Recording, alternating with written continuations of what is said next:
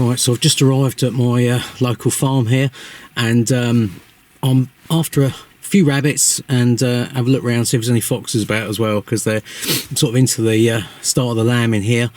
But there's also quite a lot of rabbits on this bit of ground, and I've got the 2-2 with me, so I'm just going to have a quick look in the field just at the bottom of the driveway here, just to see if there's any bunnies about. There's usually a few on this corner.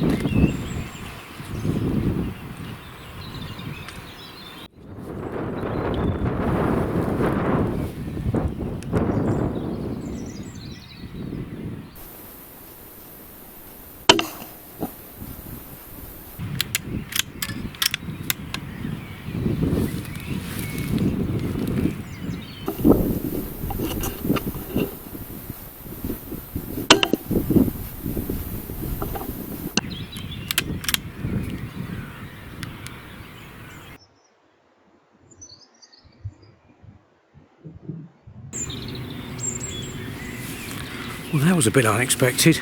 So I've walked just over here, truck's parked 20 yards away. I've shot a rabbit that was just sat in the grass there about 50 yards out, and then I caught sight of him moving out the corner scope, looked round, and there's a fox just wandering out into the field, just looking around wondering what was going on. Got straight on it, and he'd obviously winded me, because he was only, well, he was 35-40 metres away from me, and he winded me, stood there looking straight at me. So I quickly changed another round and just boom, straight between the eyes, one dead fox. So that's a brilliant start to the morning. I've literally been out, well, I've been out the truck a minute, so excellent start. There's not as many rabbits about as I thought, but that's probably due to that fox stalking around this corner of the field. So we'll go and grab that and head down into the actual farm itself and have a look around, see what else we can find.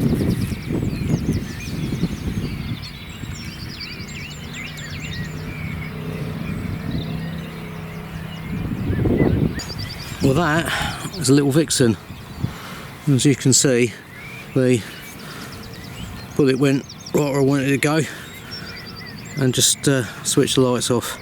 Didn't know anything about it.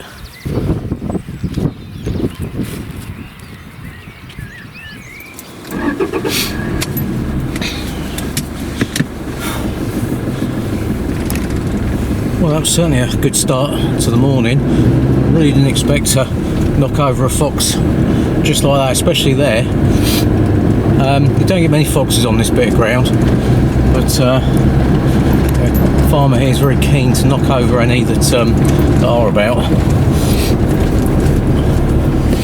got to look here, see if there's any rabbits.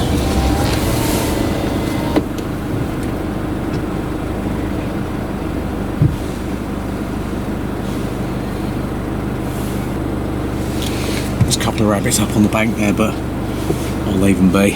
It's probably not worth trying to get out and get a shot of them where they are. They'll probably dart into the burrows as soon as they see me get out of the truck.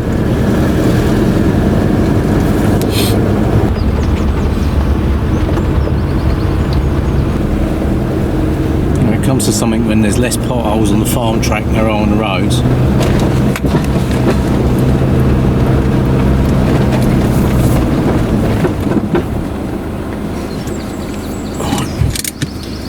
here for a bit and have a little look.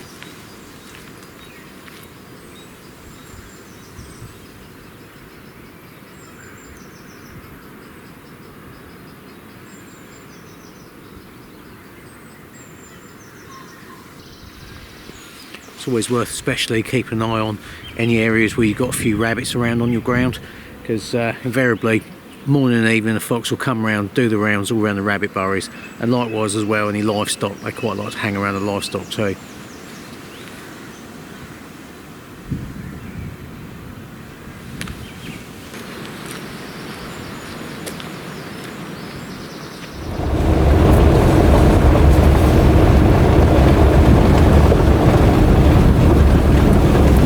I wouldn't advise doing this, by the way, on a public road, but it's a little trick I picked up for driving and spotting. So if you hold the thermal up to the side of your eye like that, you can just look between one and the road and you get a pretty good idea of what you're driving past. So I've also brought out with me today the good old 260 Remington. I do love this rifle, I do love stretching it out, bit of long range stuff, but I brought it out because I wanted to test a new product. So the new product that I've got to play around with is this. This is the Element Titan 3K, which is a ballistic rangefinder. Now there's two models that have just been released. There's this one, and there's also the more compact little hunting version, and that's the Helix 1500. So this unit links up with Element's ballistic app, which they've got. So I've got that on my phone. What you then do is you put in the parameters of your rifle and ammunition, and then you can automatically Bluetooth that straight to this device, or by Wi-Fi, whichever it is. But anyway, you connect it wirelessly to this device, and it then transfers over all the information from the app. So in other words, you enter all your bullet speed, your bullet weight, zero range, all the ballistic data that you need onto the app, and then you send that profile over to the unit. So what I've done is I've got my 2.2 rimfire on the Helix here, and then I've got the 260 on the Titan 3K. So what this allows me to do is take a range, and it'll also factor in temperature, incline, basically all the environmental conditions, much like a Kestrel, but in a nice little compact unit. And as you can probably gather by the 3K, it ranges out to 3,000 yards or meters. So that's definitely a big plus in my book. I think it's 3,000 meters actually, if I remember right. I will do a proper in-depth review on both these when I probably know what I'm talking about with them. I've literally just got them turned up, I've loaded the profiles onto them, having a little play. So this is the first time out with this unit, and I'm yet to try it out. So right, I've got where is it? There. Basically just a little scratch of chalk on the side of this hill here. That's at 788 meters. So that is telling me that I need a correction of 25 MOA. So I'm actually using Element scope as well here. This is the Element Nexus, the 2 version. So let's dial that round to 25. Right, and we are ready to take a shot.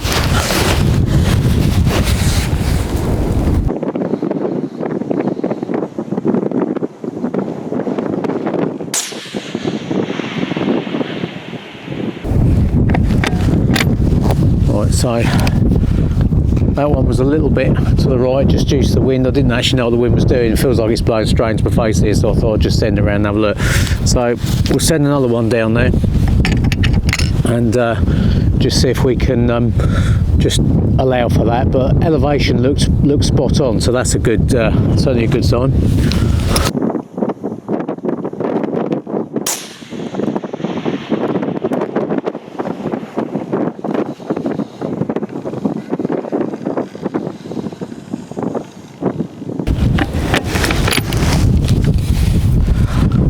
Well, it doesn't seem to be much wrong with that.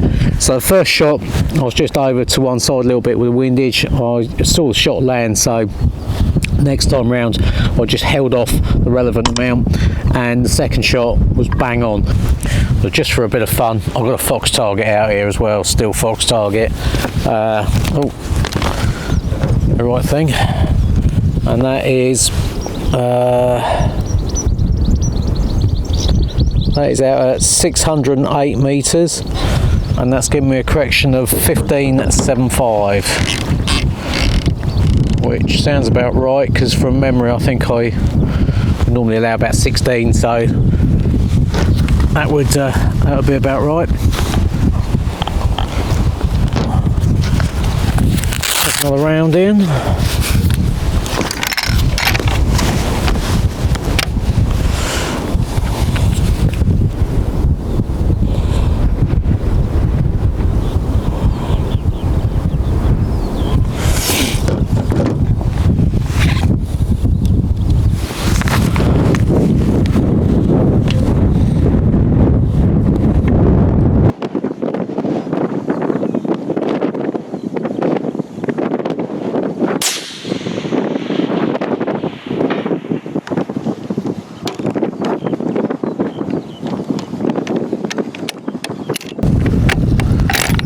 Can't argue with that. Excellent. Right, so this evening, classic sort of scenario. We've got a fox that's taking chickens from the back of a couple of houses actually, just down over here, and it's only quite a small farm, but I've just come into the little farmyard here, and I'm going to have a look out the back there and just wait around and see if any foxes come in. They've seen a couple about, so there's a good chance that we'll see something.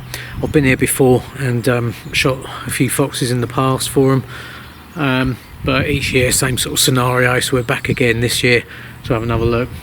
So I've got with me the Mauser M12 there and the Alpex scope, the Alpex 4K, so we're all kitted up some good stuff, and I've also got the Hikmicro Habroks. Just fire them up. So right, let's go have a look.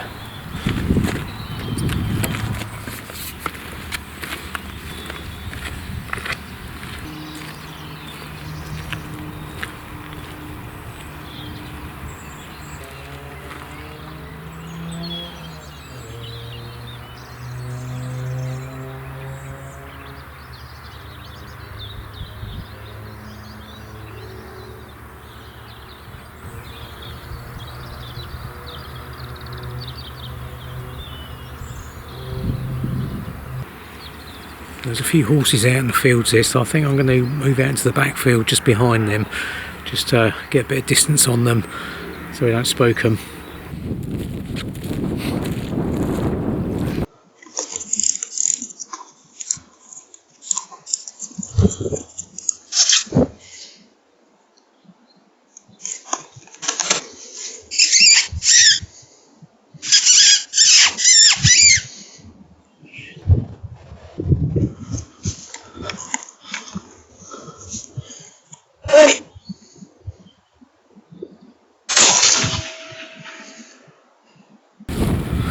Was a quick easy success there. Just spotted that one coming along the fence line just in front of me, probably only about 70 yards or something. Just give him a little oi just to stop him, and he ran probably 20 yards just out into the field and went over. But I've just spotted another one up on the bank out there. He's about 220 metres, so probably 240 yards, something like that. But he's sort of right kind of near the horizon there, near the skyline, so I'm not going to take a shot. The wind's coming this way as well, so there's no chance of squeaking him, so I'm just going to watch him and see what he does, and just generally keep my eyes out for any more. There's clearly a few about. This one that I saw along the fence line was the second one I saw another one coming down off the bank down this end, so it could be a busy night.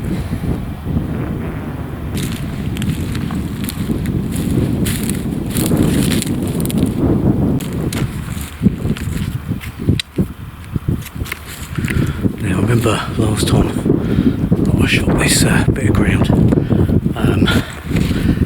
the bank just in front of me here was a good spot for foxes. They tended to go to and fro across that bank, and you get a nice clear shot from this field up onto that bank. It's only about, I don't know, 100, 150 metres, 150 from here, but yeah, it's a good spot. So just give it a little while. Stood here, I think. Might even plonk the Fox Pro collar out, see if we can entice something in. We just give it 10 minutes. Just stood here first.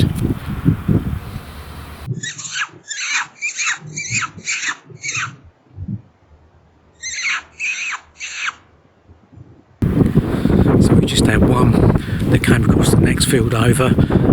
He was probably about 220 odd metres out there, I think he was, and there is a farm and some livestock and that out that way. And I've not had a proper look around this farm recently, so I didn't want to let fly with a 243 down that way, not knowing 100% what was down there. Tried to give him a little squeak, see if I could bring him into this field, but he was downwind of me and I don't think he liked that at all. And he's gone back sort of down towards the left hand end of the bank in front of me here. So any luck he might come across this bank in front, so I'll keep my eyes peeled for that.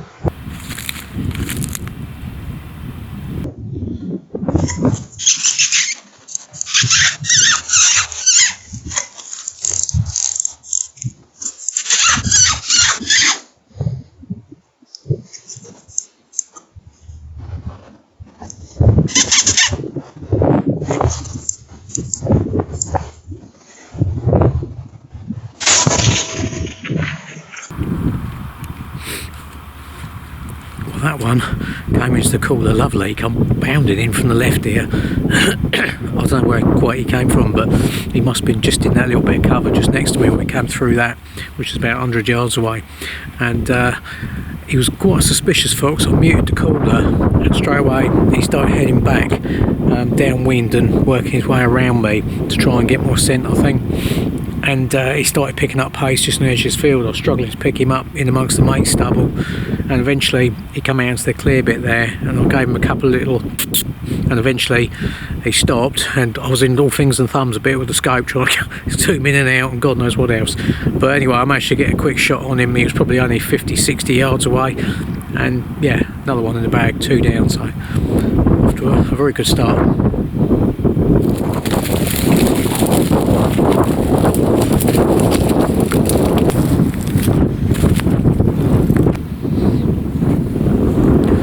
Well, I've not seen anything else for an hour or so, so I think I'm going to call it a night. But that was a nice little double there on this bit of ground. There's certainly a few about, so I'm definitely going to have to come back and have another look. But that's one for another episode. So I hope you enjoyed this episode. Thanks for watching, and don't forget to subscribe.